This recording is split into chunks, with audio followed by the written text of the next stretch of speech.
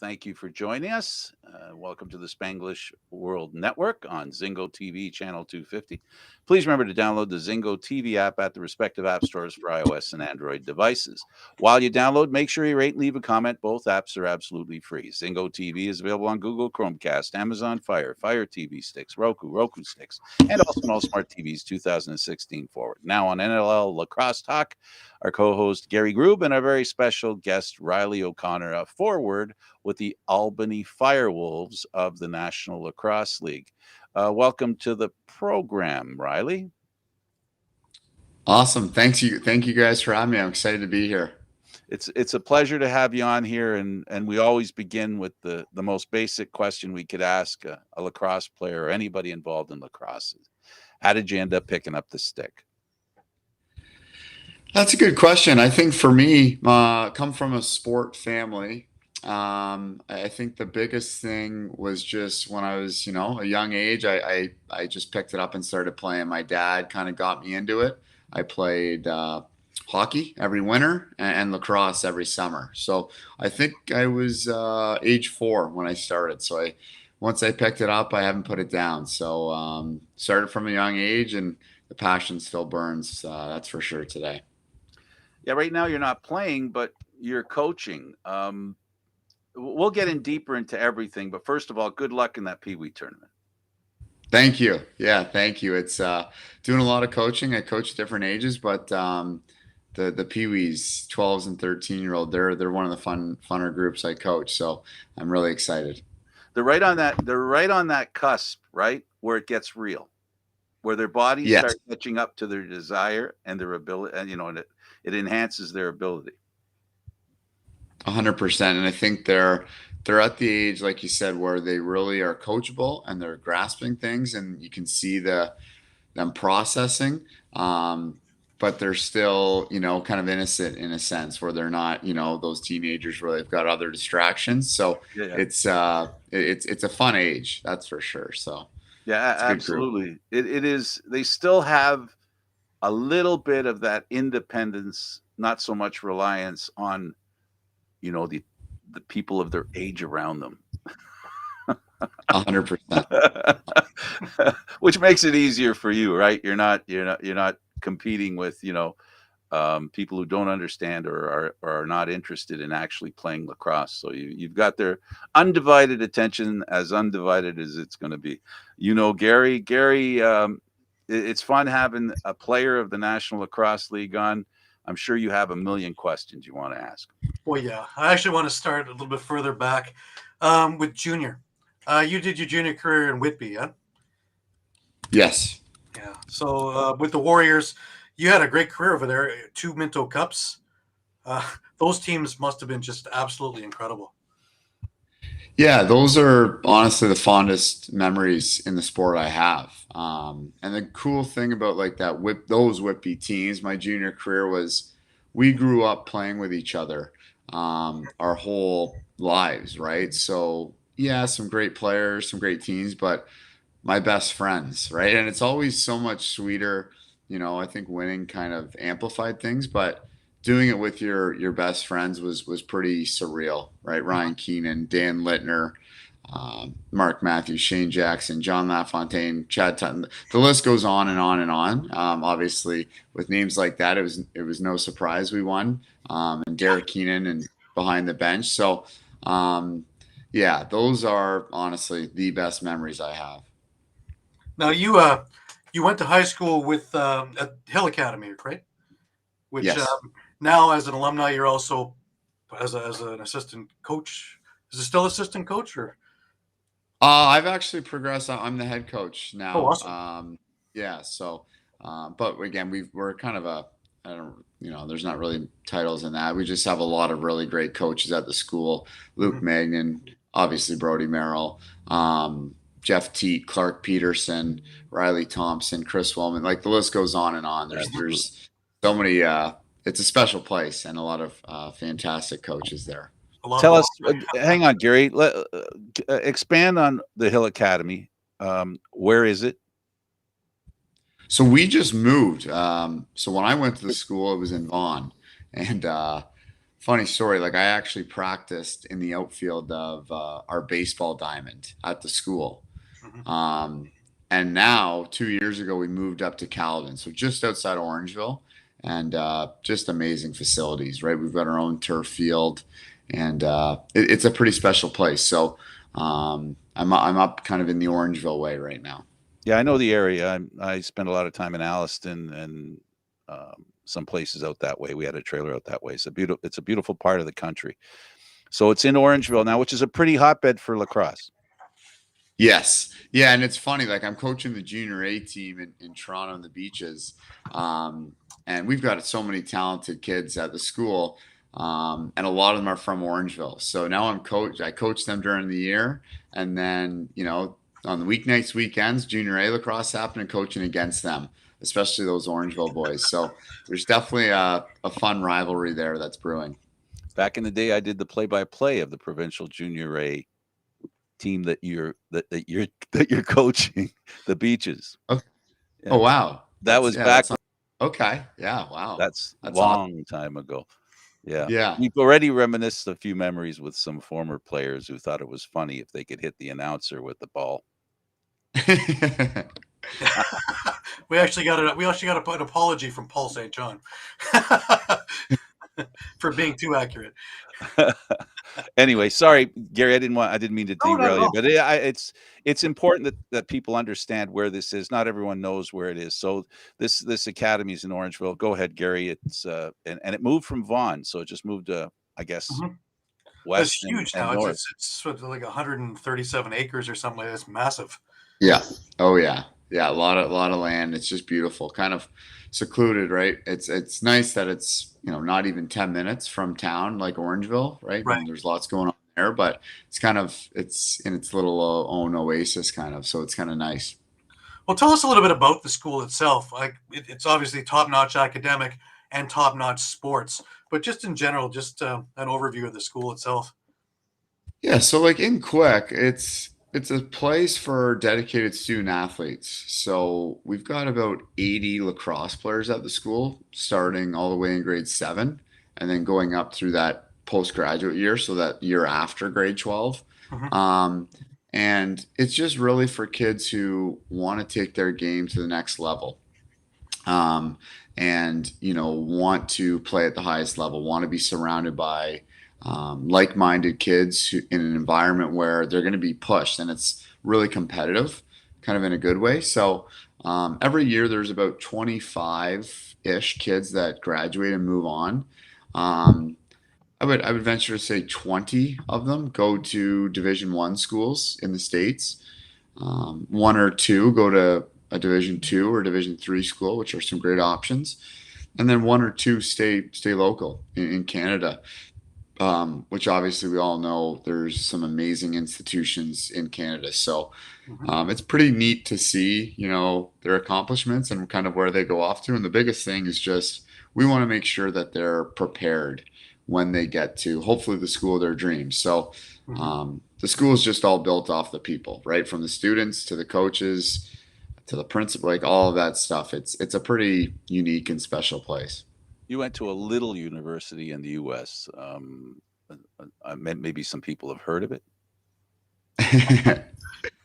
Yeah, I was very lucky. I was very lucky to go off to Georgetown, and Brody Merrill, one of my mentors and role model.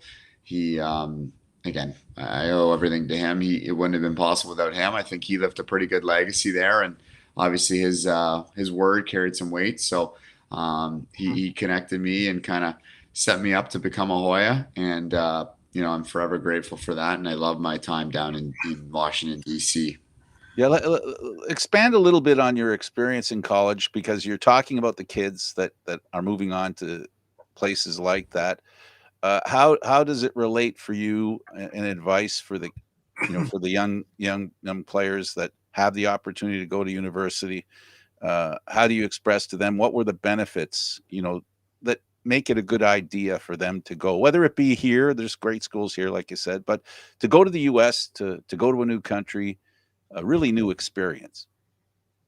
Yeah, and Like, truth be told, the reason I love it is just because I kind of see myself a lot in these, younger kids. And it's pretty neat to see how committed they are and how much they just love the game, right? So I've got nothing but, like, lacrosse has given me so much, right? The memories that I've created, the relationships I've made, just cool experiences. And, I think it's important just to, share my knowledge and give that back to them. And I had such a great experience. So for me, I highly, highly recommend it. And then, just do whatever I can to assist. You're usually like, they're the ones that are driving the process and they're the ones that really want it.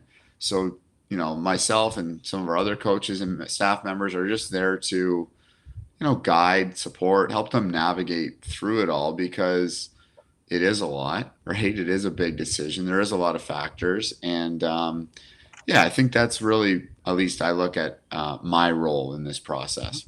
Thanks to football and basketball at Georgetown, they have the finances to create a great atmosphere for lacrosse as well, making lacrosse a really good experience at the university level, right?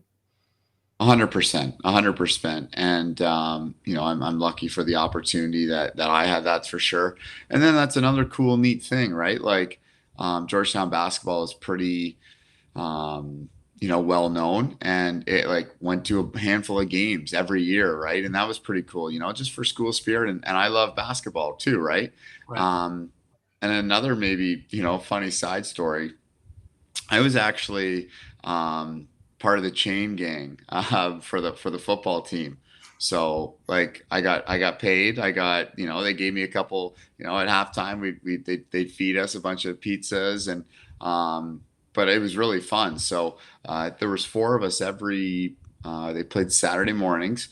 We'd work the chains, and which is funny. That's And awesome. it was cool. So For really those who enjoyed aren't that. aware, when he's saying he's working the chains, he's talking about whether it's a first down or not. Yes, and there was a couple times. Cool.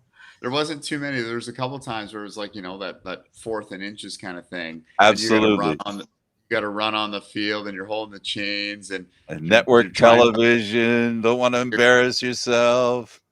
yeah, just trying not to mess up, and No YouTube moments. but yeah, that was stressful. But you made the most of your career at Georgetown. 2012, you got on the team. 2013, All Big East selection. 4 times Big East honor roll. Named the team captain for a couple of years. So you made the most out of your opportunity.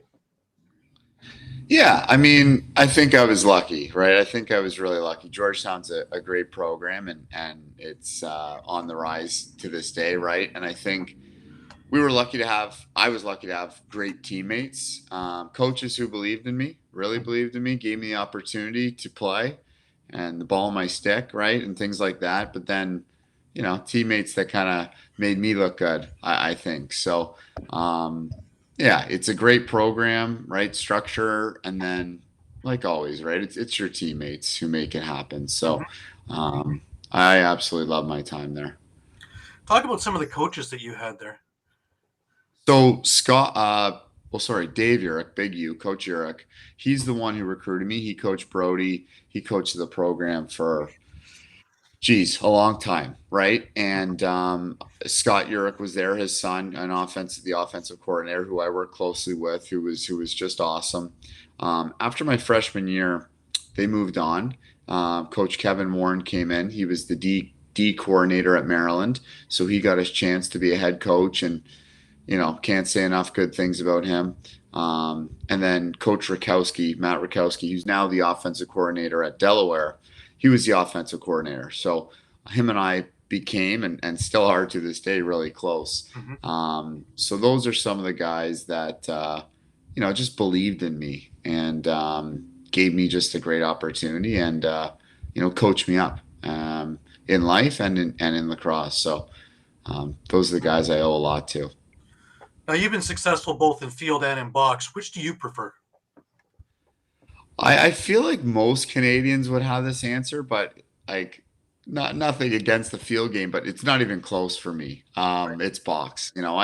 I just love box, and maybe it's more of, I probably am a little better suited. I'm not the most athletic. I'm not the strongest. Don't have the hardest shot, right? Where just box is more, it's physical, it's IQ, it's skill, right? It's that true 30-second 5-on-5 battle, right? And that's my, my bread and butter, I guess you could say. I was actually lucky. In close and serious. Yeah. Yeah. I was actually lucky enough. I haven't played a ton of field. I played a little MLL for the Boston Cannons, and we won a championship, which was cool in 2020. I had the opportunity to represent Team Canada a couple times.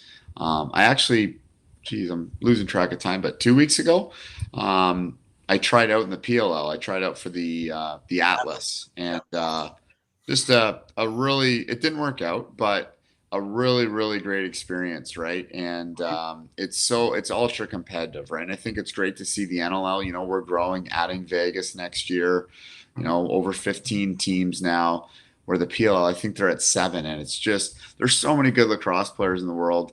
It's hard to crack a spot. So I gave it my best shot, put my best foot forward. It didn't work out, but it kind of like reinvigorated my passion for field too. I mean, lacrosse is lacrosse at the end of the day. So I would love to, continue to pursue that for sure. But it's I love field, but if I had to choose just one, it would be box. Yeah. Well, how did it weigh on you, the decision to in the event that you made the Atlas team, in other words, played for the PLL, and their determination that they would rather have players that only play in their league? Did that have any effect on your thinking? So I don't know how much you guys want to get into it. We're not looking to make trouble. We're just trying to understand. Yeah. We're trying to understand, people wonder, because this is new. Lacrosse has always been a sport that's open to everybody playing everywhere. The PLL now has introduced this thing, and I'm not judging it. I'm not saying it's wrong or right. And I'm not asking you to, just how it impacts your mind when you make the decision. You obviously thought, okay, I'll go. 100%.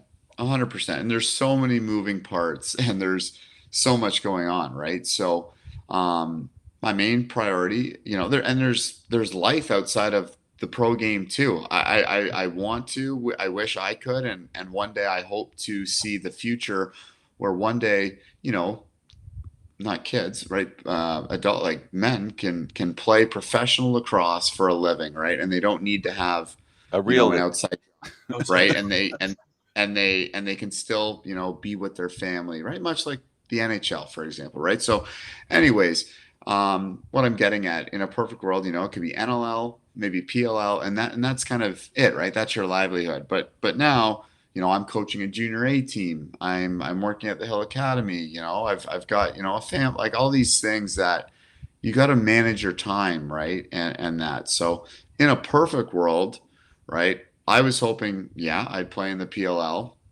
But I would also be able to play, for the Brooklyn LC, right, in the summer indoor, right? The truth be told, it would be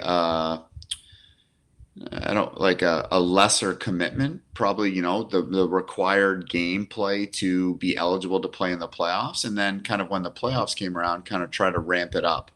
And I don't know, push came to shove, what the truth is I don't know what the ruling would be. There's a lot of people saying, if you are in the PLL, you can't play in the MSL, but I do know there's a lot of pushback on that. And because people want to play the game. People really want to play the game, and indoor, outdoor, they just want to play. And it rubs people the wrong way a little bit, being told, you can only play one, right? So, unfortunately the MSL isn't started up. There's some other problems going on that they've got to address, fix, but I'm kind of rambling on here right now. No, it's okay. Not at all. You're hitting all I can help you out. Lots of goals I can lay out an inference here from what you said. Not only an inference, it's not what you said, but it opens up my mind to the thinking as well. And I want to remind people as well that the PLL is talking about paying players, and let's, rewind the conversation a wee bit where you hope that, eventually a player, whether it be man, woman, right? A player playing in a league can actually make that their living. It can be their 100% lifestyle or work style, if you will, their vocation. So what the Yep. PLL is doing is offering something financially that isn't out there that deeply, right? So they have to be commended for that as well. And this is part of the change. You were talking about everything being fluid. This is the biggest part of the fluidity where, the PLL is saying we want to pay guys, and it's fair that they say, well, we would prefer, because they are going to be our investment, that they play for us alone. I can understand that. I don't agree with it. I don't disagree with it. Just pointing it out. Like I said, all we're doing here is trying to, get a sense for what's going on in lacrosse, because it's important to us that it grows. And also, the leagues that are involved get better and the players get rewarded. That's the main thing on this program that Gary and I agree with. And it's what we always want to make sure of. If there's something going on that rewards players, we want people to know about it. Absolutely. And if there's any questions, we'll try and answer them and try to give people like yourself an opportunity to voice your opinion as best you can under the circumstances, with your knowledge base and what's going on. For sure. And I think everyone's different, right? It's a unique situation for everyone, right? And I think just overall, we all love the game of lacrosse, right? And pretty much push comes to shove, we don't the truth of the matter is, in life, like, you need money to play. You need you need money to live and provide a livelihood and things like that. But a lot of guys, I know, like myself, just love the game, right? It's not really about that. We just want to show up and compete, right? And as you get older, things get, more challenging with, family and priorities change a little bit. But there's, I got a lot of close friends in the game. A lot of guys just want to play. A lot of guys just want to compete, right? And that's what it comes down to. We're outside, inside, doesn't matter the time. Like, none of that really matters. It's, let's just show up, play, because at the end of the day, perspective, like, it's fun, right? Like I said at the start, picking the stick up at 4, like, I still play. I'm around every single day, right? Because it's brings me joy, right? And I know a lot of guys are the same way. Another inference and another opinion on my part, again, just an opinion. When players play lacrosse and they work, there is the danger and the hazard that they could get hurt playing lacrosse so that they can't work. So, there's a commitment by players. So when you talk about getting paid, that's another reason why it would be great if you got paid, because full well, if you're getting paid and if there's some sort of benefit in playing professionally, if you get hurt playing lacrosse, you're covered, health wise. So that's one of the things that's one of the, levels of change that we look forward to for you and other players like yourself. I'm not trying to be a negative person here. I'm just trying to point out the reality that there is a big commitment that players make. And I guess I'm justifying why I said we support the players and their opportunity to make a living and be able to live as a lacrosse player, as you pointed out. And I agree with you 100%. 100%. And if you want to play professional lacrosse, like I said, it's ultra competitive. It's not like you're showing up on Saturday, an hour before your game and putting pads on, right? You have to be in the gym at, like myself, it's 4 days a week of pretty rigorous training, right? That's a minimum hour, usually an hour and a half. You're watching what you eat. You're going to bed at the right time. You're committing. You're sacrificing quite a bit, right? So, it's not just like you show up and play, right? I know in Albany, every Wednesday night we've got an offensive meeting, right, over Zoom. And again, I'm not saying like, oh, it's a burden. I love that. I love the process, but maybe just for some fans or people that are curious, right? Like it's a full-time commitment, right? And there is nothing better, but at the end of the day, it's a lot of fun, but there is more that goes into it. Mhm. And then I'm going to remind people to say this very carefully and tread softly. It helps also that you love the game. Yeah. Right. That's the driving force That's the in big. this whole. Of course, because another like talking on Albany. All right, like we're new to Albany, right? And there's a lot of things going on with COVID, and the Albany fans and the community has been amazing, right? And from our side, it was a little unfortunate. There's no direct flight, right? So us usually at Saturday night games, Friday mornings we all meet in the Greater Toronto area and we take a team bus, right? So we bus to Albany, right? Almost 7 hours every single week, every home game, right? So again, it's same times, that is taxing come the end of the year, but a lot of great times on that bus, playing cards, watching movies, just because there's Absolutely. about 12 to 14 of us together every single week, making that trip together, right? So it's not all airplanes and first class, and Yep. no, it's quite the opposite, right? And I'm it's curious though. Is so this easier to get to than when you were in Connecticut at Mohegan Sun? so it's different, right? Like That was I love the casino, right? And so what that was usually was, we get to the airport, we'd fly from Toronto to Boston, hour 15, right? Hour 15 flight, super easy, smooth, and then it would be probably another hour and a half, like a shuttle, right? Shuttle from Boston to Connecticut, right? So if you add up the time when you leave your house to get to the airport early, check your bags, flight, then the drive, it's about the same like commute. Yeah. So it's just different, right? And yeah, The difference being that during COVID, and we learned this with with hockey teams in the playoffs, that they chose to bus rather than to fly, because during COVID it uncomplicated the transition from one country to the other. So yeah, like I little said, loophole. I like to tell stories from every side. I don't take a side. It's like, there's Yeah, good and bad and everything. And fortunately, if you really love the game and if you really love the league, which the NLL is clearly a league that's well put together with great players.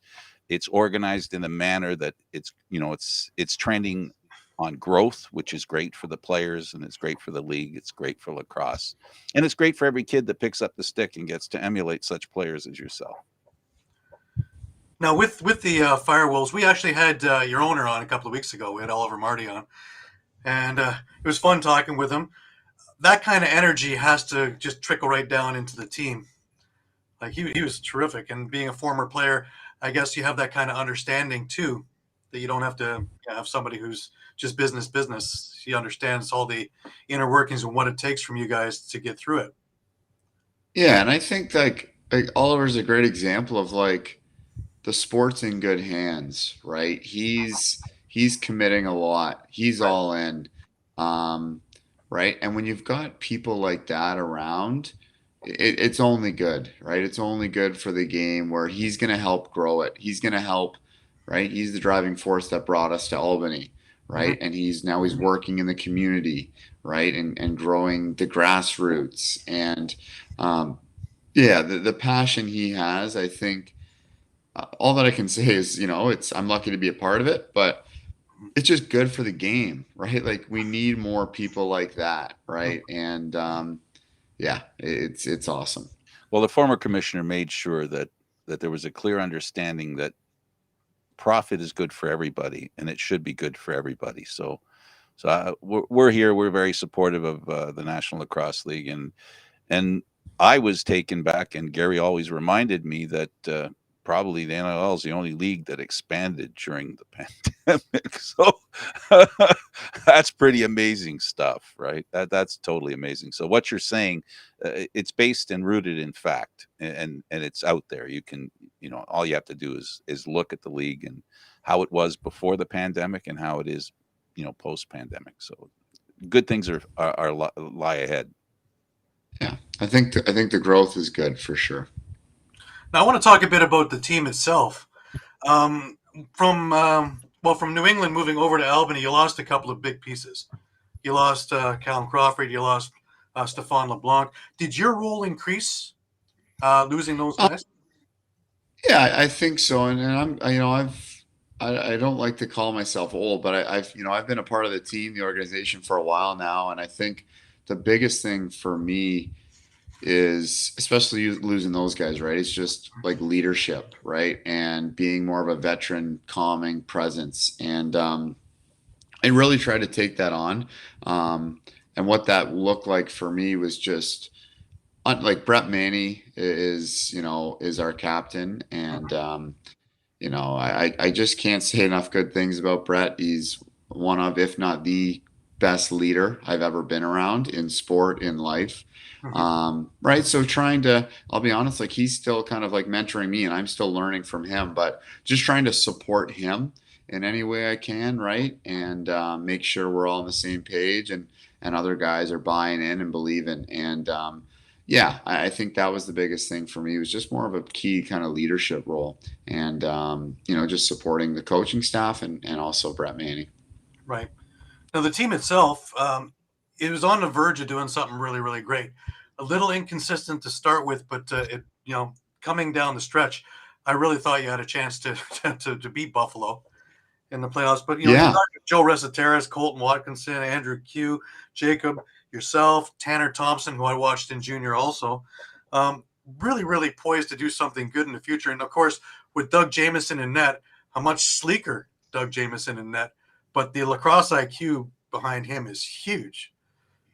Yeah. So like I'm a firm believer in goaltending, right? And if you've got a goalie, it's not to say that the rest of the guys don't matter, but if you've got someone like Doug Jamieson, you've got a chance to win every single night. You've got a chance to win a championship, right? And I think everyone, it's pretty clear Buffalo's a pretty great team, right? They're one win away from the whole thing here, but Yeah.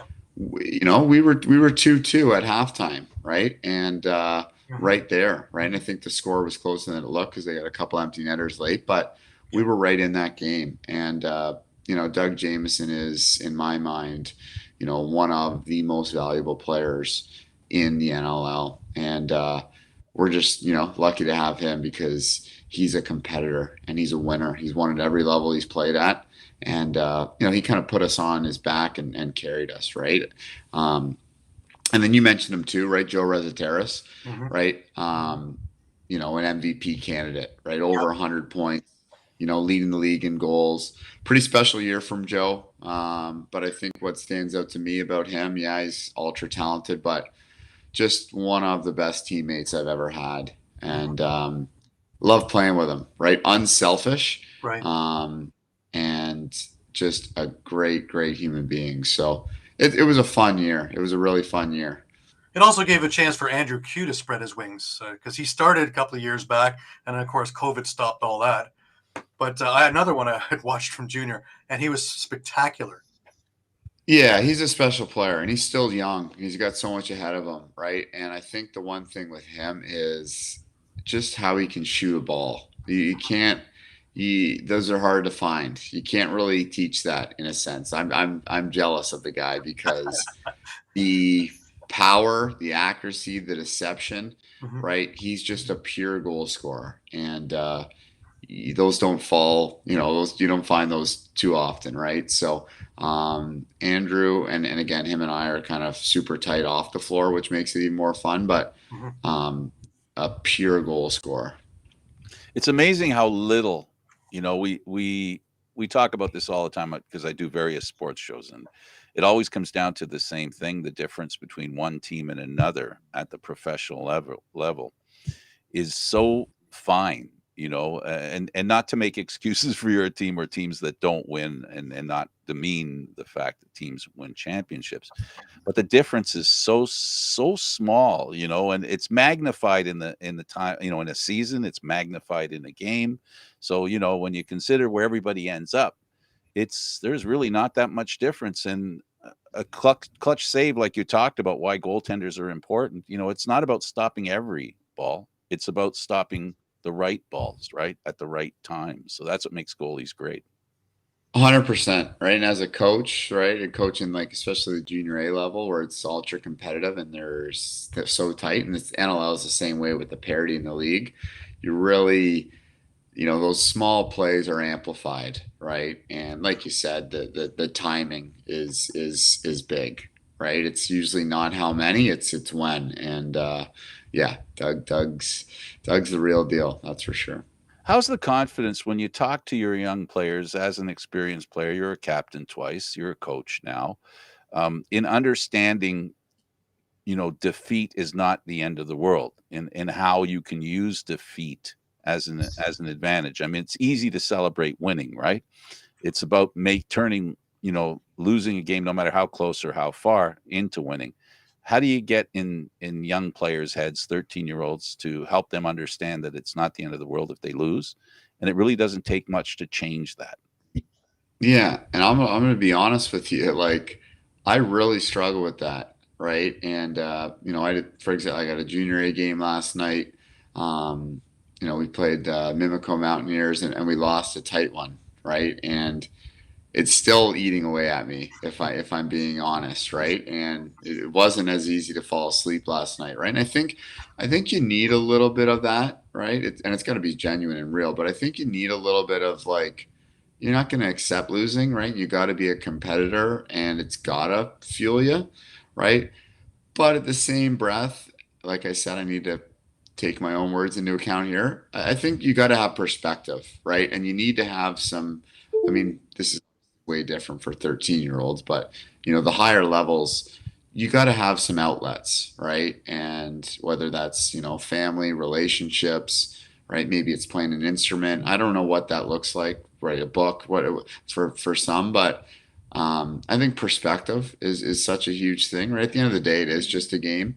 We are so closely tied to it and care so much about it, but Absolutely. um, it's tricky, right? It's really tricky because when you care and invest and you're all in, it hurts. It really hurts, right? When you don't get the result Yes. you want or play the way you want. So, but like you said, it's perspective, and I think COVID has hopefully helped shape that, right? And we've missed the game for so long, so it's just great to be back competing. But it's a fine line, and yeah, I'm trying to figure that out myself still.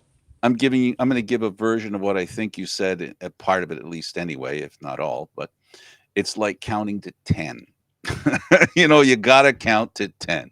You just can't, as soon as something happens, figure it all out. You need to count to 10. You need to decompress. You need to let all the information sink in. And that's what you share with. It sounds to me like that's what you need to share with players to help them to understand that we're not going to solve the problem 2 minutes after the game ended. So, recharge, re-energize, restart, take some time, figure it out, move on. So that's the lesson I just learned from what you said. 100%. Now, we touched briefly on the MSL and the problems, and I really don't want to get into all that stuff. Now, you spent a number of years with the Brooklyn Lacrosse Club, Brooklyn Redmen, and my fondest memory was watching the Redmen take Peterborough to the brink a couple of years back. Another one where I thought that they should have actually gotten over the hoop there, and they would be playing for the man. If and when MSL gets back to business, is there any chance that you're going to get back with Brooklyn and play? Yeah, for sure. There is, right? And like I said, it's kind of a continuation. What excites me about Brooklyn, right, is it's a continuation of those Minnow Cup Whippy Warrior days, right? Mm-hmm. It's those are my best friends, right? Those are guys I grew up playing with, Mm-hmm. right? I can go on and on. I mentioned some of them earlier, but it's there's a lot of joy in playing with your best friends, Mm-hmm. right? And I think that's what excites me the most. So I won't forget that, and you just talk like it's all everything we're talking about is connected, right? But Yeah. that loss to Peterborough, right? Like that still eats me. I third period, right after two, we're tied in game. We're down 3-1. Yep. Come back, get forced it to 7. I think actually we might have been down 3-0. Anyways, we forced it to 7, and after two, we're tied up, and we're right there, right? And the winner of that game, I think, probably wins the Man Cup, which they did. Mm-hmm. But Adam Jones kind of took over, put Peter Rowe on his back, and they took us down. But Yeah, I think it's pretty cool to, one of my goals, is to get a Man Cup ring, right? So, that's definitely, in the Electricity, though, car. like you expect it in Memorial because Peterborough sells out every single game, Absolutely. 3,500 people. But in your home arena, man, the electricity was crazy. I don't ever remember it being that rambunctious, that nutty in there. It was fantastic. The atmospheres. And that's the thing, man. Like it's summer is just different. It's tough to put into words, right? Like the NLL is amazing, right? But like playing in Airquad Park Arena, I don't know how many it sits. Let's say 2,500. Mhm. You get 2,500 in there, and it's rammed, right? Because people want to watch good lacrosse, right? It's a little lower scoring. It's crazy physical, right? But that's old school Mhm. lacrosse, and it's tough to describe, like it's tough to describe what, we talked about it like at the start, what a Man Cup means, what a Minto Cup means. These things are so hard to win, right? And it's so taxing, it's so draining, but just the what it means if you can capture it, right? Is those are the relationships, the memories, the experiences that you will never ever forget, right? And it's pretty neat. Even as fans, you can always remember. I remember exactly where I was sitting. Those were great times, and all the different things that were going on in those games. Because you're saying excellent lacrosse. It's one thing. Like we're watching the Bandits and Mammoth play right now. These games were equally, if not even more so, as on par with each other because the physicality of the summer ball is so much more than the NLL. It's wild to watch.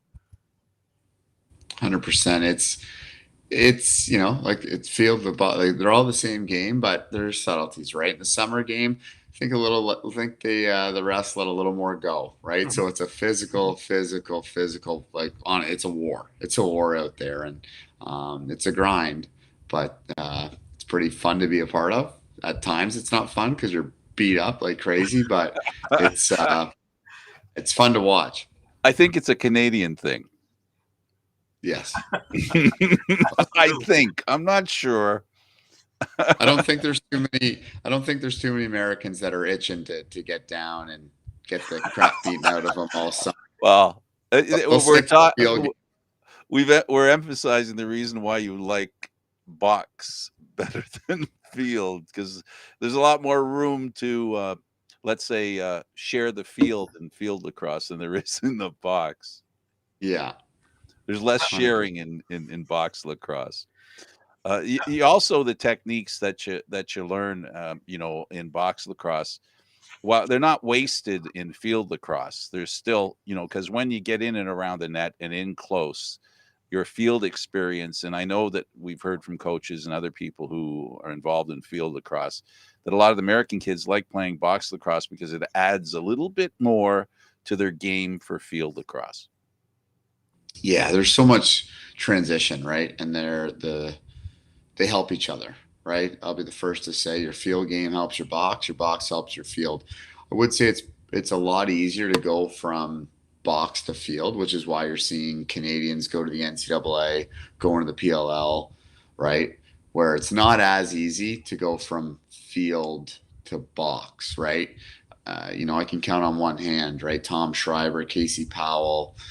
Um, there's only kind of a handful that have really excelled at it, Mhm. right? And I think that's what the game needs. That's our next step. We're expanding, which is amazing, but I think we're going to need some more talent to fill these teams out. And I think kind of Canada's tapped, right? So getting some of these high profile Americans to play box Mhm. is critical. And it starts with the grassroots, right? So there's a bunch of great box things going on in the States, but that's, in my opinion, the next wave, the next thing we need to do to improve our sport. 10 Right. times as many people in the US as there are in Canada. Yeah. That's the reality. Now, it is noon, and if you have to go, by all means, Reilly, we thank you for your time. If you want to hold on, we have more Well, questions. officially, we've got less than 11 minutes, less than 10 minutes left to do the full 55. So if you're willing to go the next 10 minutes, we'll go. If not, it's been a pleasure. Yes, if sorry, yeah, if I got to take off, I've got to get to I'm going to Guelph. I'm a little behind, but I got to coach the U13 guys. But I really appreciate chatting with you guys, and I love talking lacrosse, right? Especially with guys like yourself who are knowledgeable but also passionate, and you guys do a lot for the game. So it's always a pleasure to come on. So just want to say thank you guys, and I look forward to staying in touch. Thank you so much, and again, good luck. Good luck in Guelph today, and we'll be looking for you.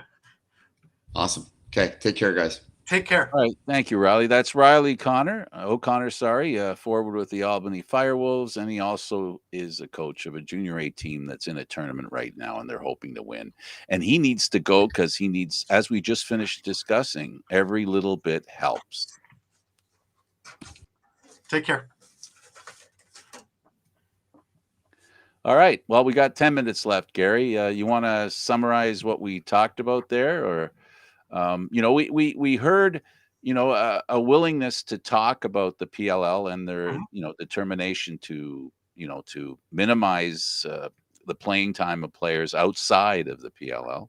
One of the things that I got was that it's not cut and dry. It's not ironclad. Yeah, so it looks like there's going to be a little bit of leeway.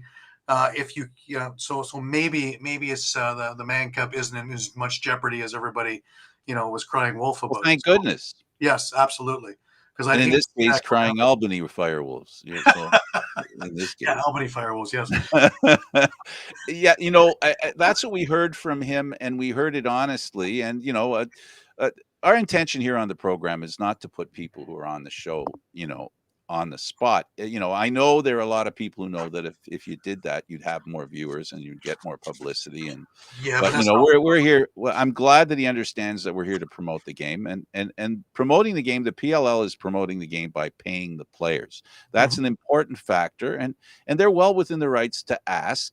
I don't know how, like we just said, don't know how much power they have to tell players they can't play in the Man Cup, but they have a right to ask. I don't see a problem with asking. I don't either.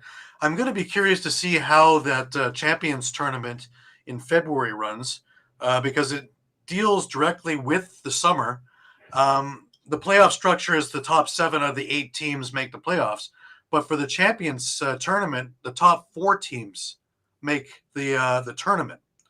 So a lot of these people that are going to be playing aren't actually playing this summer because the NLL is going in February.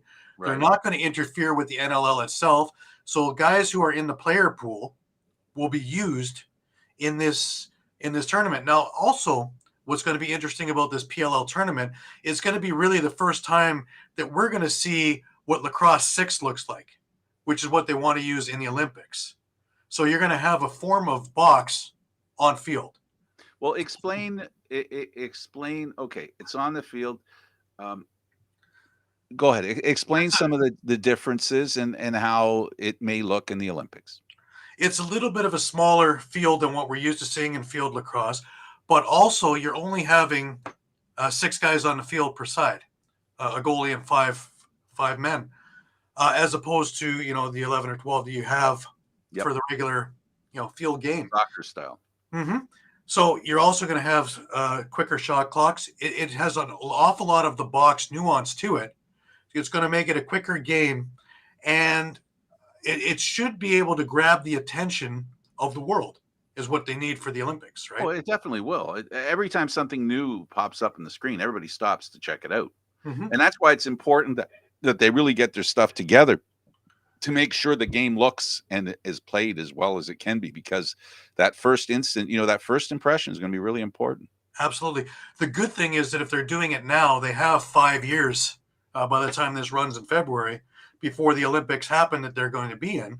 So they can work out all the bugs. They can get all the little nuances happening. They can tinker and twist things to make it work and to make it TV friendly as well as competitive. That when it does go for medals in the Olympics, in the big world screen, it'll be something to behold. And then lacrosse will be in the forefront once again. Yeah, no, I think it'll be a success. There's no doubt in my mind that it'll be a success. That we've seen new sports that we for the longest time, tennis, curling, Hmm. volleyball, lots of sports that weren't considered Olympic sports are solid Olympic sports now. Oh, You short know, track speed skating. When did yeah, we see that until exactly. maybe? Exactly. And what makes it so great is the competition, and it makes good TV. And you raise a very important issue, and that is that what it looks like on television is, as much as people are in the stands, and I always say with the Olympics, the people who are in the stands are the captive audience. What you're looking for is the audience that's not captive to be a Absolutely. part of it, right? And that's what we talk about on the show all the time, Hmm. bringing it to new people. And the Olympics is a fantastic, glorious opportunity Oh to yeah. expand the game beyond the limits that I think even people are hoping it grows to here in North America. But putting it in the hands of the Rabels and Mick Davis, I think it's in good hands to have these And experiments. being in LA too helps, right? Mhm. Because they're Yeah, right well, there. That's for where the me, Olympics are going to be.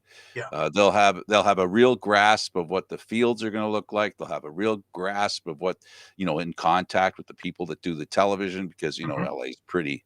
I guess they know a little bit about network television, world television, a little bit. So Yes, they're good in production. they've had a little bit of experience out there. They Hmm. have a place called Hollywood, for whatever that means, but Hmm. and that's another important factor, right? Because under that umbrella of Hollywood, you know, uh, in the background, where stardom is a big thing, we've got guys like Gretzky who are with the NLL now, who are Hmm. involved with it.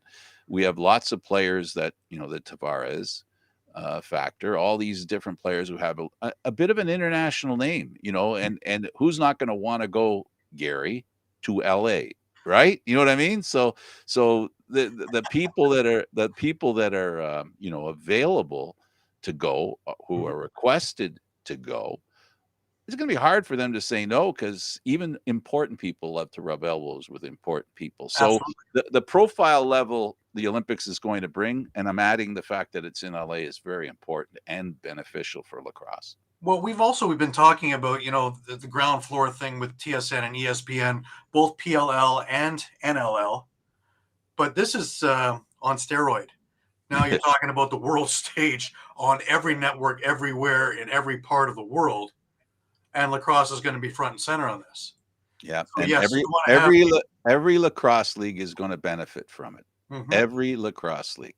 I don't know whether any area of lacrosse will benefit more than any other. I don't know, but I do know that to some extent, every level of lacrosse is going to be enhanced by this, because there's going to be young children watching the Olympics and seeing that game, and hearing it's available, and maybe I want to give it a shot. I hearken back to a kid like Austin Matthews, who's was in Arizona and played hockey. Arizona's not the hotbed of hockey, pun intended. In many ways. So this is what it's all about: is expanding the game in the deepest corners of the world, and even of North America, where it doesn't have any kind of footprint, where that footprint can begin. That Mhm. first toe, it can happen. And I see it happening. I do too, and it's funny. Just the NCAA championships were just the past Memorial weekend, and the numbers were spectacular. Now, a lot of it obviously has to do with all of this TV things that we've been talking about. Obviously, it's come to the forefront, but not so much. Even the men has always been popular, but even the women, to watch North Carolina beat Boston College, it was a spectacular game, and it was in front of a huge audience, both in the stands and on screen.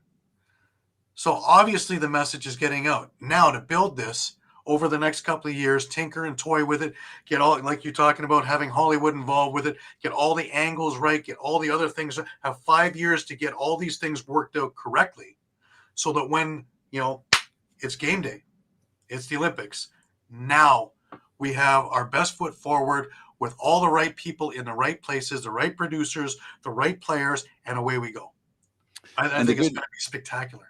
And the good news is that for the women, the bar is low for women in general when it comes to sports. So, they're going to have a really good leg up with lacrosse. It has such a giant window it can jump through, because it's a sport that I think speaks to women of this new age, of this world we live in today.